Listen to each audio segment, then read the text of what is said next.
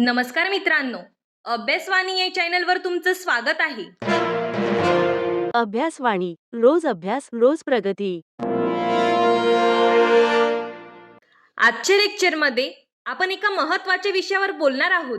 जे विद्यार्थी मुंबई उच्च न्यायालयात शिपाई पदासाठी तयारी करत आहेत त्यांच्यासाठी एक खूप मोठी आणि तातडीची अपडेट आहे, जी आज आपण पाहणार आहोत.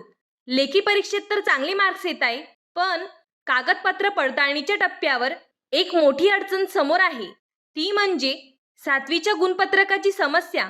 आता ही बघा, उच्च न्यायालयाच्या अधिकृत पत्रातून थेट आलेला हा इशारा आहे का?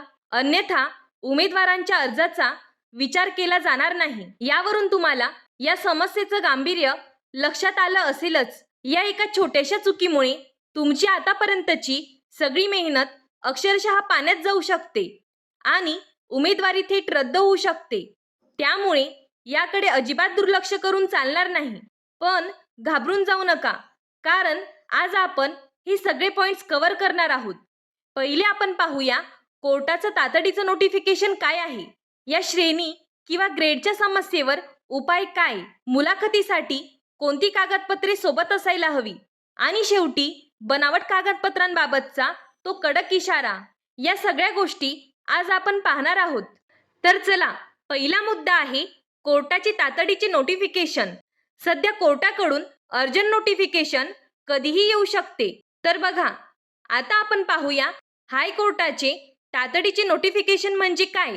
तर यामध्ये उमेदवारांच्या अर्जांची छाननी झाल्यानंतर पात्र आणि अपात्र उमेदवारांची यादी अचानक प्रसिद्ध केली जाते.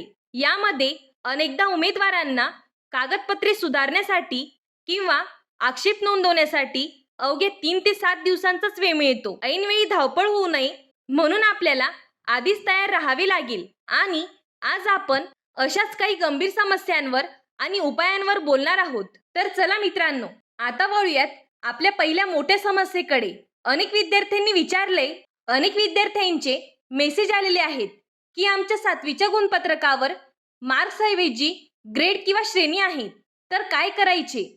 कोर्टाकडून मेल येईल का? तर याचे स्पष्ट उत्तर आहे, कोर्ट तुम्हाला वैयक्तिक मेल पाठवणार नाही, तर हायकोर्ट हे त्यांच्या वेबसाईटवर नोटीस प्रसिद्ध करेल. जर तुमच्या मार्कशीटवर फक्त ग्रेड असतील तर त्यावरचा एकमेव कायदेशीर उपाय म्हणजे गुण रूपांतरण प्रमाणपत्र. तुमच्या गुणपत्रकावर फक्त ग्रेड असतील तर त्वरित तुम्हाला तुमच्या 7वीच्या शाळेत जावे लागेल.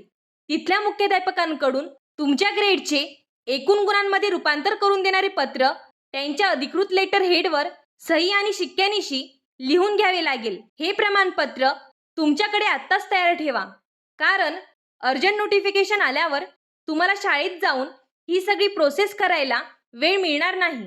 आपला पुढचा मुद्दा आहे मुलाखतीसाठी आवश्यक कागदपत्रांची चेकलिस्ट. ऐनवेळी तुमची धांदल उडू नये म्हणून कोणती कागदपत्र आतापासूनच रेडी ठेवायला हवीत ते आपण पाहूया.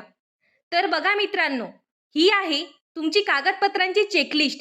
मुलाखतीसाठी जाताना ही फाईल एकदम पक्की हवी. यात काय काय हवं तर बघा, जन्म दाखला, तो नसेल तर 10वीचा TC किंवा शाळा सोडल्याचा दाखला चालेल. त्यानंतर 7वीचं गुणपत्रक. इथे एक गोष्ट लक्षात घ्या, जर अर्ज करताना तुम्ही 7वीचा उल्लेख केला असेल तर हे बंधनकारक आहे. यासोबतच 10वी आणि 12वीची गुणपत्रके, 2 कॅरेक्टर सर्टिफिकेट, विशेष अर्हता प्रमाणपत्र, डोमिसाईल प्रमाणपत्र, आणि नावात काही बदल असेल तर त्याचं गॅझेट किंवा प्रमाणपत्र, हे सगळं आतापासून तयार ठेवा. यात अजून एक महत्त्वाची गोष्ट म्हणजे विशेष अर्हता प्रमाणपत्र किंवा तुमच्याकडे असलेला एखादा अनुभवाचा दाखला.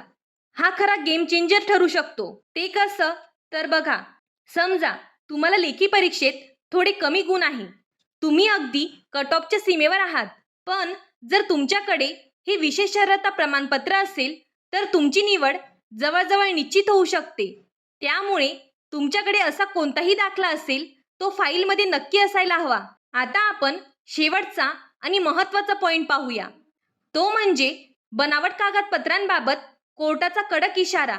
तर बघा मित्रांनो, मागील भरती प्रक्रियेमध्ये तब्बल 4 उमेदवारांना कायमस्वरूपी ब्लॅकलिस्ट म्हणजे काळ्या यादीत टाकण्यात आलं होतं, कारण त्यांनी शाळेची बनावट कागदपत्र किंवा डुप्लिकेट शिक्का वापरण्याचा प्रयत्न केला. त्यांना वाटलं क्रॉस चेकिंग कोण करणार, पण उच्च न्यायालयात ही असली चलाकी अजिबात खपवून घेतली जात नाही. तर इथला सर्वात महत्त्वाचा मुद्दा असा आहे की उच्च न्यायालयाची कागदपत्र पडताळणी प्रक्रिया ही अतिशय कठोर असते. न्यायालय स्वतः संबंधित शाळा आणि संस्थांशी संपर्क साधून प्रत्येक डॉक्युमेंट बारकाईने क्रॉस चेक करते. त्यामुळे ज्या उमेदवारांचे 100% डॉक्युमेंट ओरिजिनल असतील तेच उमेदवार पुढे जाऊ शकतात. त्यामुळे तुम्हाला डॉक्युमेंटबद्दल थोडी जरी शंका असेल तर ती आत्ताच क्लिअर करून घ्या, कारण ऐनवेळी तुमची घाई होऊ शकते. अजून या व्यतिरिक्त तुमचे काही डाऊट्स असतील तर ते तुम्ही कमेंट बॉक्समध्ये विचारू शकता. धन्यवाद. अभ्यासवाणी रोज अभ्यास रोज प्रगती.